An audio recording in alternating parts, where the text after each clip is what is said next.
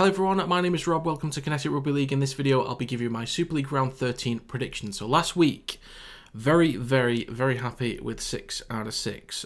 Backed Warrington in a tough game. That was the one that I was mainly concerned about and they got the job done. So 6 out of 6, very happy with that.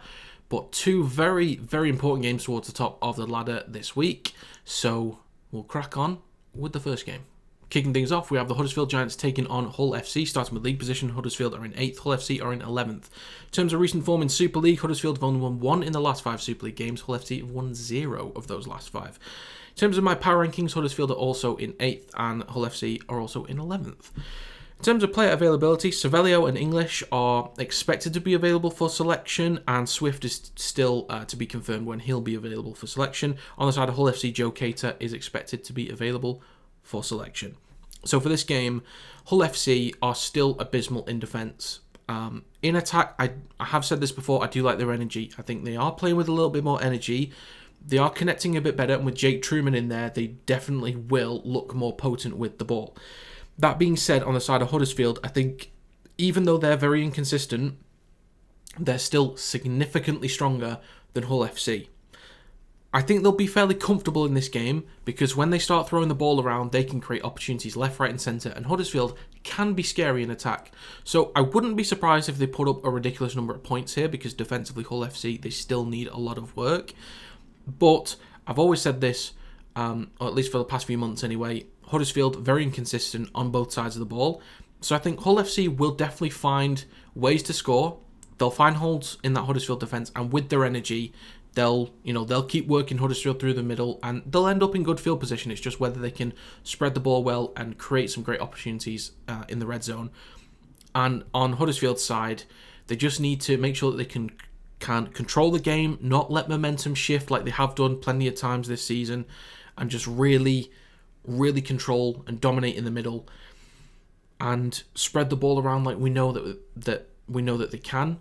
And they should come up with a win in this game because they are just significantly the better team, and on paper and based on stats should be very comfortable in this game. So I'm going to go with Huddersfield Giants 28, Hull FC 12. Next up, we have one of the games of the week in St Helens taking on the Catalans Dragons, starting with league position. Saints are currently in 1st on the ladder, Catalans are in 5th. In terms of recent form in Super League, Saints have won 4 in their last 5 games. Catalans have only won 2 in their last 5 Super League games. In terms of my power rankings, I have Saints in 2nd and Catalans in 5th. For player availability, Passy has come back in. He was in last week's squad, I believe. Knowles is still out for a couple more weeks. Batchelor and Lomax are still to be confirmed on when they'll be available for selection. On the side of Catalans, these are all the players that are to be confirmed. There's Matu, Zenon, Seguier, McLaurin, Sirinen and Romano. Plenty of key players in there. Da Costa, I believe, is out for another week. I think he had a failed HIA or something after the Warrington game. But yeah, a bunch of key players missing for Catalans. Their performance against Warrington was very dull. Very one-dimensional in attack. And having so much field position, yes, it's great. But that's where, like, you have so much field position, you're meant to wear them down. That's the point. You wear a team down, and as the game goes on, you should thrive. But they just didn't do that. They were just so one-dimensional, offered nothing in attack. Warrington shut that down, and if you do the exact same against Saints, they'll shut that down, and they'll punish you when they do get the ball, because they know how to spread the ball around. They know how to start to shift momentum in games and start to dominate in attack. On the side of St Helens, they are really looking good with the ball at the moment. So I do think Saints might be quite comfortable in this game, as much as, Catalans are still a strong team, and I will take them seriously most of the time from week to week, but at the moment, looking at some of the efforts from Catalans recently, and Saints, how they've been turning things around at the moment, I think will put up a solid number of points, and I don't think they'll allow too much from Catalans, if I'm honest. I don't think we'll get that kind of performance from Catalans week to week. For me, I've said this word plenty of times, it's a little bit of an outlier. I will still take them seriously most weeks, but I think, given how Saints are firing at the moment, I don't think they'll make it a close one. They'll put up good points. I don't think it'll be a complete blowout, but I just don't really see them competing this week. So I'm going to go with St Helens 26, Catalans Dragons 14. Next up, we have the Challenge Cup final dress rehearsal. This will be an interesting one between Warrington Wolves and Wigan Warriors.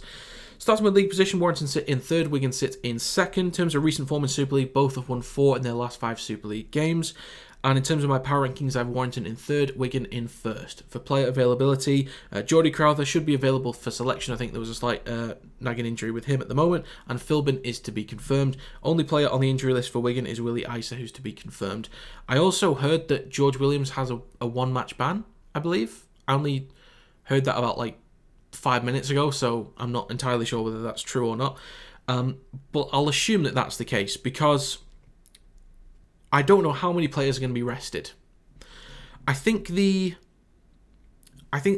key thing for this game is not resting too many players, but being very strategic on who you do rest, because these points are so important going forwards for both teams, because it takes away, if Warrington win, it takes away that game in hand, basically, that Wigan have. And if Wigan win, it basically takes Warrington a little bit out of that race. It drops them behind. So this game is so important. So it's who do you drop? For me, on the side of Warrington, if George Williams is unavailable, at least it's a good excuse. But then the question is, who goes into that position? Matt Duffy has been put in the standoff position before, or do you get someone from the academy coming in? I think just let someone from the academy have a go. Just let him have a go. The other thing that I would do is I think you can rest Matt Duffy. You put Josh Thulis, I should say, at fullback. And if Connor Wrench is fit, I think he is, put him on the wing. Or Aaron Lindup goes on the wing. So you can, if you have to be without George Williams anyway, you could rest Matt Duffy. Maybe you could rest Ben Curry. And you put Geordie Crowther in the 13 role if he is available. Maybe you could rest Lachlan Fitzgibbon and put Adam Holroyd there if he's fit. So there's a few options there. Just taking just a couple players, just to help with rotation. Maybe you put Paul Vaughan on the bench or James Harrison on the bench and give them maybe 20 minutes in the game. So you start Joe Bullock or Max Wood. So you just take a little bit of a step back and you let others have more of the game time this week. So you keep in a lot of your key players there. You give 1 or 2 key players a rest, and some of the others, you just give them a bit less game time. Maybe you start Sam Powell and Danny Walker gets less of the game time in this one, and then the next week, you just limit the chance of key players getting injuries. On the side of Wigan, they've got Hampshire maybe that can fit into the spine. There's a few other young options as well that they can start to bring through as well. I think Jack Farrimond is his name. They might give him an opportunity. So I think both teams will rest a few key players. I don't think they'll be astronomically different teams, but I think it's still very important to pick up the 2 points. It's not a throwaway game by any means. It's a huge Super League clash, but I think just a few players will be rested on both sides. But given performance-wise, I'm very cautious about taking Warrington seriously as grand final contenders, because we all know what the joke is, we all understand, but I'm very cautious about games like this. And maybe it's my Warrington bias. I will accept. Maybe it's my Warrington bias, but I trust Warrington in this game. And I fully acknowledge that Wigan could be at a completely different level to the point where we cannot compete in this game. But I think given the individuals that can step in, with the amount of rotation we've actually had during the season anyway, given the individuals that could step in, even with players rested or injured or suspended, I trust Warrington to compete in this game. That's all I want to see, is just Warrington compete in this game. I think we will. And I'm going to back us this week. And I will take the potential loss on this one, that I could be wrong. I'll accept that I could be wrong on this one, but I'm just going to back them based on the efforts that I've seen and the performances over the last couple of weeks, that we can take the fight to Wigan and actually go at them and be taken seriously again. So I'm going to go with Warrington Wolves 24, Wigan Warriors 22. Next up, we have Leeds Rhinos taking on Castleford Tigers. Starting with league position, Leeds are in 7th, Castleford are in 10th. In terms of recent form, both have only won 2 in their last 5 Super League games. And for power rankings, I have Leeds in 9th, Castleford in 10th. For player availability, Holroyd is expected to be available for selection for Leeds. There's no Bentley, Donaldson, Futatua, Momirovski, Lum or Matty Russell on the side of Leeds. There's no Mustafa, Lawler, Tassapale or Lewis Senior for Castleford, and Miller is to be confirmed when he'll be available, and Nixon Putt should be available for selection. I'm not sure if Miller's back this week or next week, but let's assume that he's not. That takes a lot of sting out the Castleford attack and their control in the game. But Leeds, in terms of individual performances, I think is what's going to carry them. Now, players like Tex Hoy for Castleford, I think will attack the edges very well. And given there's still changes to this back line of Leeds, they'll be opened up. I think there's plenty of long-range try opportunities for Castleford here. But I think Leeds, they're still not great, but I think there's just enough of a gap between these two teams that Leeds should be fine in this game for a win. But Castleford will absolutely make this competitive. This will be a very interesting game, I think.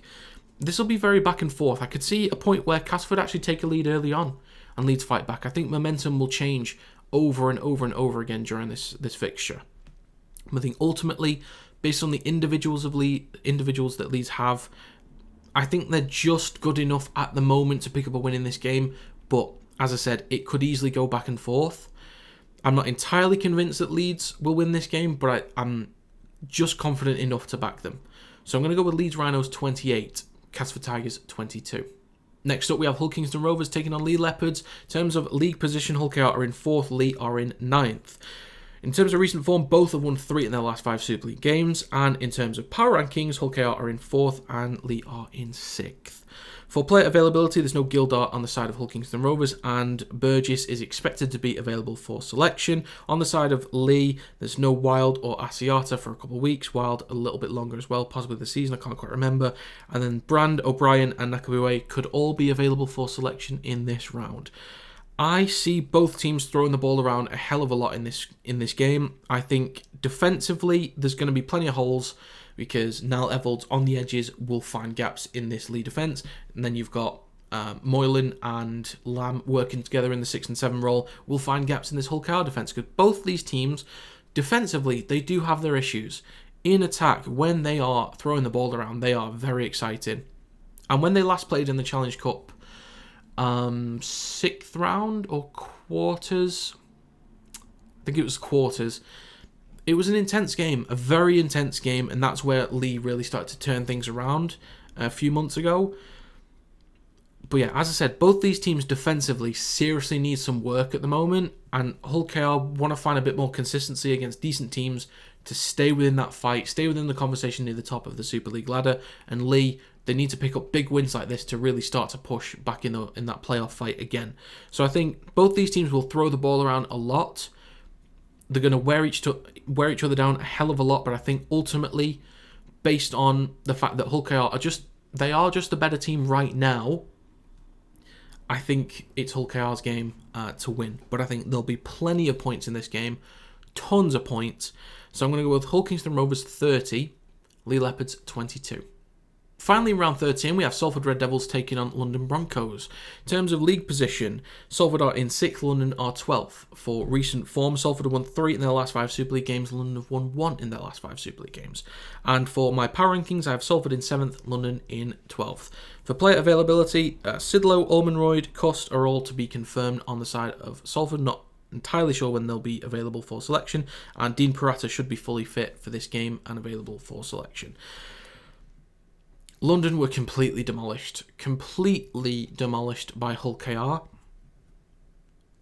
I just don't see how they compete in this game. I know Salford weren't great against Wigan, but I wish I could just offer some kind of tactical expertise in this. But London are just so far off the mark. You know, as long as Salford are just completing sets, not giving away stupid penalties, not creating errors, you know, unenforced, is that the right word? Unforced errors, there we go. Unforced errors in the middle of the park. They'll just complete sets, they'll wear London down, they'll just run simple lines, and London will be opened up. There'll certainly be effort areas from London. I think they'll put up some points. I know that last time these guys played, you know, 12-4 to Salford is not great, But I don't know, just at this point, Salford at home, yeah, as long as Salford get the basics right, I don't think London really stand a chance in this game. I would love to be proven wrong. I would love nothing more than for London to just have a shock win in there somewhere. But yeah, they're just, as a unit, like individually, the effort areas from some of the guys in that London team is incredible. They put in effort, so much effort week to week. And with the results that they've had to take on, to keep grinding and to keep going and to work as hard as they do is such a testament to the culture in that team. But Salford, all they've got to do is just get the basics right. And I think they'll just run away with this game. So I'm going to go with Salford Red Devils 36, London Broncos 10. So that's going to be it for my Super League Round 13 predictions. If you have your own predictions, do let me know in the comments down below. Also, let me know how you got on last week. But yeah, if you enjoyed this video, feel free to like and subscribe to the channel to stay up to date with new Rugby League content. But that's going to be it. Thank you very much for watching, and I will see you next time.